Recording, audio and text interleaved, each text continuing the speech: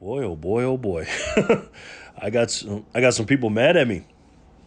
So let's talk about this. So you saw my last video, I bought some silver and stuff like that. That's an old video.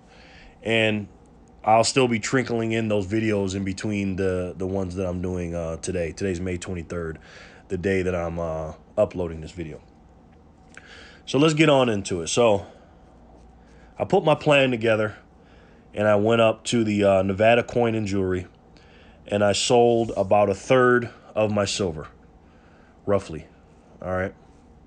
Of the silver, that I had in Las Vegas. Okay. So let me explain to you the process. That was one of the most toughest things I've ever had to do. You don't realize, of course, you guys know I love silver and stuff like that, but that was a really hard thing to do because I knew exactly how much cash I needed because silver's been up a little bit, and Laura and Nick gave me a really good price for my silver. Thank you so much, Nick, and thank you so much, Laura, for working with me. And by the way, guys, you can just sit back and chill in this video. There'll be no pictures in it. I want to get it up quick. No pun intended. So, and it was tough, man. I laid it all out. I sold a little bit of this and a little bit of that. Certain silver I did not touch. I did not touch my constitutional, and I didn't touch any of my sovereign coins. It was mostly bars and generic rounds and generic stuff, right? So I didn't get top-notch cash that I could have gotten if I sold something else, but I didn't touch my sovereigns and pretty much the generic stuff, right? I love constitutionals, man. I just can't sell those. I just can't do it. And plus, they don't pay you enough for them. That you probably get the least amount for those, and I just can't do it. So I mapped it out, put it all together, put it in a suitcase, rolled it on down there. And Laura and Nick have a couple of rooms that you can go into, a little privacy room and stuff like that. And I had already called Laura, and she gave me some prices and everything else because I kind of, talked to different, different coin shops and stuff like that. But I knew I'd end up going to the Nevada Coin and Jewelry. Those guys are just too good to me. And, they're just too good. And plus, I'll be buying it back from them anyways, but you talking about a tough thing to do. That was tough. That was really tough. I'm not going to lie. But what I did was, after I was done with that, and I'll get back into that in a second, I came home and I looked at the stuff that I had. And I'm the type of person that doesn't look back. I don't worry about what I don't have. I focus on what I have, right? So once I got rid of that, Laura was like, when she was bringing it all in and giving me the cash, she was like, say goodbye to the silver. And I was like, don't make it hard on me, Laura, please. Like I said, it was tough. So I'm focusing on what I have. Made some moves and purchased some Bitcoin and stuff like that. But silver is still my number one asset right now. And with the process of doing this, I learned, the selling aspect of it, because one day we're going to have to do this. And this is why we buy silver, guys. And I'll get into that in a second. But, you learn a lot when it comes to the silver market. You're not going to get as much when you sell versus when you buy, right? The difference is, pretty big with the premiums and stuff like that. But I will say this. I didn't lose any of the currency. I actually made a little bit because this is the stuff that I bought early when I first got here at the Nevada Coin Mart. Some of the stuff I got at 24 and 26 and pretty low prices. So I got pretty much I made a couple percentage points, not that much, just a little bit above even. But even if I broke even, it would have been good. But with inflation, it probably is even. Who knows? But this is why we buy silver, guys, okay? Silver is the best savings account I've ever had. I'm not saying that I wouldn't have been able to buy the cryptocurrency because to me, your money, to me, how you ever define it, either your cash, your silver, your gold, your platinum, your cryptocurrencies, your real estate, whatever you consider money. Money is energy, right? It's your time. It's your blood, sweat, and tears that you put into that finite item, and then you do what you have to do. So that's why I don't really consider currency money. I call it that sometimes because I've been brainwashed, but to me it's just a way. It's a current. It just flows. But to me, money is finite. And that's one of the reasons, one of the many reasons I purchased Bitcoin. But right now, my silver position is still higher than Bitcoin because of the fact that I bought silver when it was up and I'm buying Bitcoin when it's way down. Silver is a little bit up and Bitcoin is way down, relatively speaking, to its high. It's basically half of what it was as of this recording. It's in its 30s. Like I said, I bought a little bit in the low 40s. I bought some in the high 30s, mid 30s, and low 30s. So, and I'm still purchasing because they have like limits on what you can buy sometimes. I'm doing it through a certain app and I'm just, still buying. But even when I do get caught up with the cash that I have, put it into Bitcoin, I'll probably still be up on silver. But I will say this: when I came home after that exchange, and I had, quite a bit of fiat currency and $100 bills and stuff like that. I looked at it. And yeah, it's pretty to look at, but it's nowhere near silver. Nowhere near silver to me. And, when you're piling up that cash and you're looking, you're like, man, it just didn't give me the same feeling. All I felt, to me, it was just a tool to get to the Bitcoin. Right? I know you guys don't want to hear that, but I'm gonna make another video about why and get really into depth of why I bought Bitcoin. But guys, when you look at that cash, it's just like, it just doesn't have the same feeling for me. Like I said, man, I break my cash up into three things. Into a checking account where I pay my bills. I have a savings account in the bank. I have two things: a checking and a savings in the bank. The savings for emergencies and if car breaks down and stuff like that. Just an emergency fund. And then I have cash outside the banking system put to the side specifically to buy me an asset because I'm an investor. I'm an entrepreneur and investor. I do not have a job, guys. So my role is to find things to make my money work, right? I don't work for money. I let my money work for me. They're my employees. And I'll get into that in another video, right? As an entrepreneur and an investor, you got to find things that, like I said, I'm a value investor. I buy things when they're down, and Bitcoin's way down, and I just feel like it's going to go way, way up. This is a speculatory, part speculatory buy, and part if you don't get on the train, you're going to miss the train buy. And like I said, I'll get into that later. But guys, this is why we buy our silver, right? Remember, gold is the savings account, silver is the checking account. Now, you may not agree of what I bought with the silver or what I traded it for the silver, but guys, if there's a piece of land that that's worth $100,000 and you can buy it for $40,000 and you got that in the silver and you need land or you want land, take the silver and buy the land. And then whatever you do with that land, if you rent it out or whatever you lease it or whatever you got to do, take some of those profits and buy you some more silver, or continuing to buy silver the way you're doing it. But the silver is not just to look at.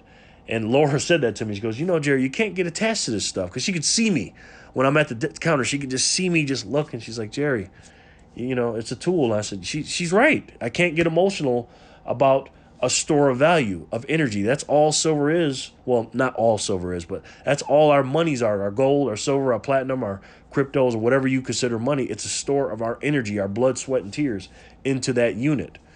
And silver to me is my favorite because it's just a finite tool, a money tool, right? So that's why we get the silver, guys. So if there's something that you wanna purchase, if you wanna, like I said, you can do whatever you want.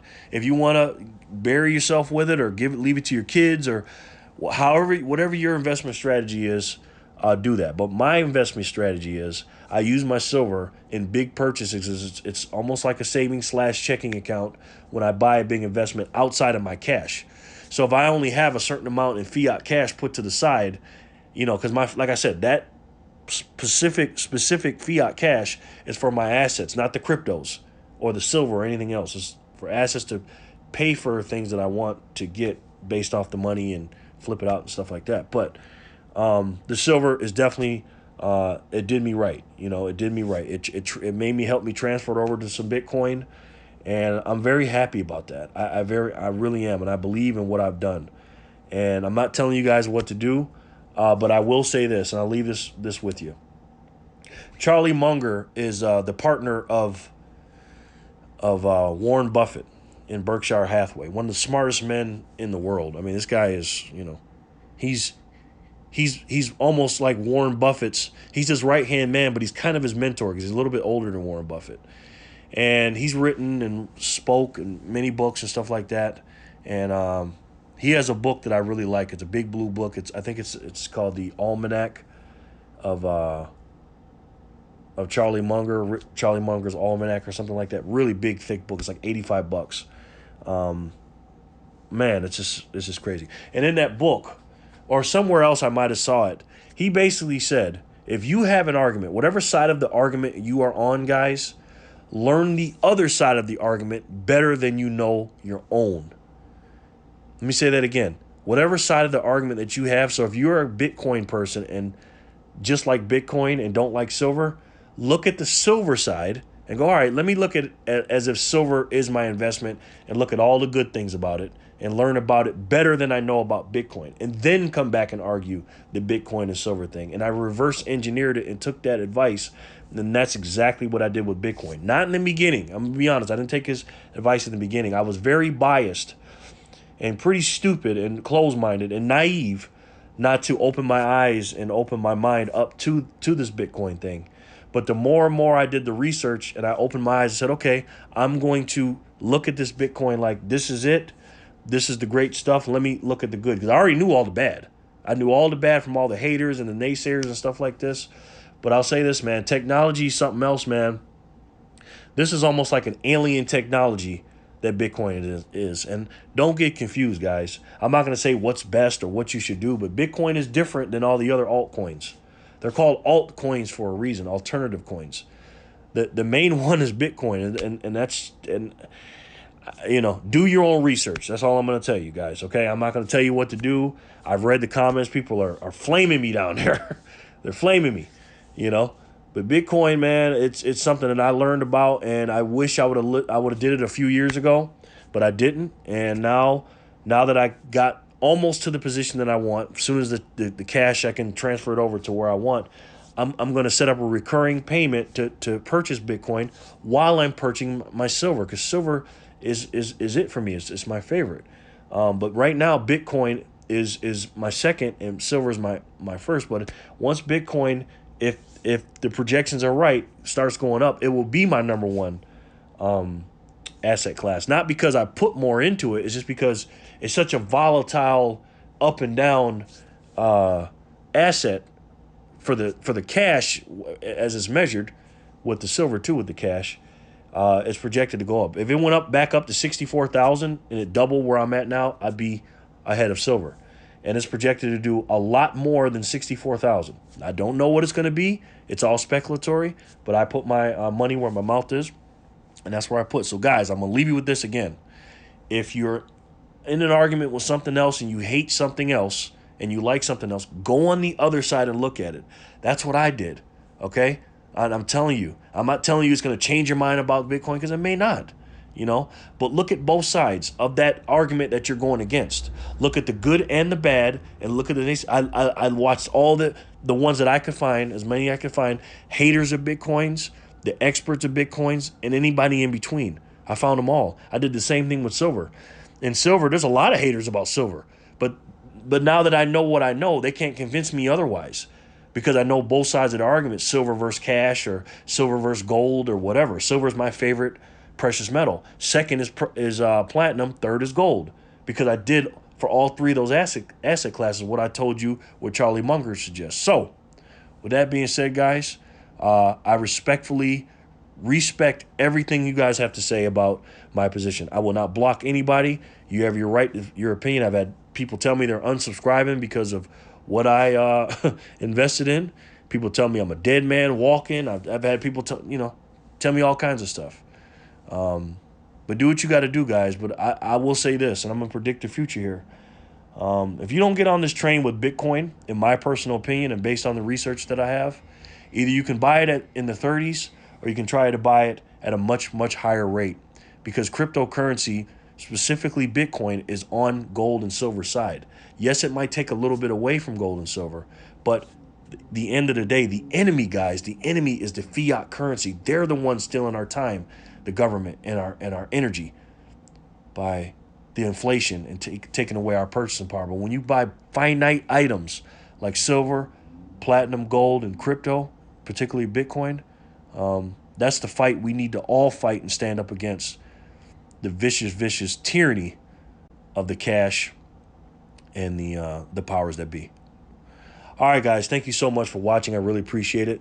Hey, leave me a comment in the comment section below, please, and tell me everything and how you're feeling. Let it all hang out. Doesn't matter to me. But do me a favor. Do what I said and do both sides, okay? Please tell me. And then when you do, come back to one of the videos or a future video and let me know in the comment section below what you learned, okay?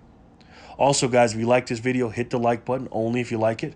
If you dislike the video, hit the dislike video and let me know why. That's all I ask you to do. All right. Also, guys, if you like my videos and my channel, do me a favor and share them. All right. I'm sharing some personal stuff that I do not have to share, and I know I'm going to get roasted for. That's why I'm doing it, because I love you guys and I'm trying to be transparent as much as I can with you. And I respect all of you guys. OK, I really do. You know, sharing is caring. We know that, guys. OK, and I love you guys very much, guys and gals. You guys know that. Seriously, I really appreciate you guys' feedback. I'm learning so much from you guys, and I appreciate your support, all right? It means the world to me, good or bad. I'll talk to you guys soon, all right? Peace and love, guys.